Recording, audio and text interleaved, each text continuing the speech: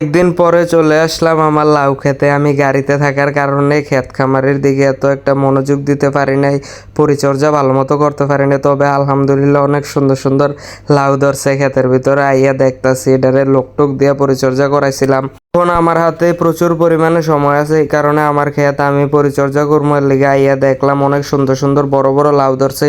এগুলারে আজকে কাইটটা রাত্রের ভিতরে গাড়িতে লোড দিয়ে নিমশের বাজারে, কাঁচা বাজারে পাঠাই দিব। গ্রামে থাকার মজাই এটা, যা মন চায় চাষবাস করে খাওয়াও যায়, বিক্রিও করা যায় এবং অনেক কিছুর সুযোগ সুবিধা আছে গ্রামে।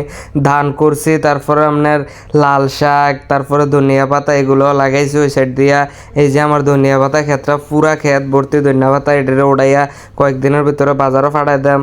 শাকগুলো এত একটা ভালো হয় নাই, পোকটোকে খাইয়া পাতা ফুতা এগুলার করে রাখছে। যাক, তারপরেও যতটুকু হয়েছে আলহামদুলিল্লাহ এগুলারে উঠাইতে হইব। এখন মোটামুটি এটা বাড়তি হয়ে গেছে, সময় পার হয়ে যায়। চলে আসলাম ধান খেতে। আমার ছোট ভাই বলতেছে খালি হাতে যাবো, কিন্তু কয়টা হ্যাঞ্জা আছে এগুলারে নিয়ে যায়, এটি রাখা তারপরে আবার আসার সময় এই ধান টান বাড়িতে নিমো।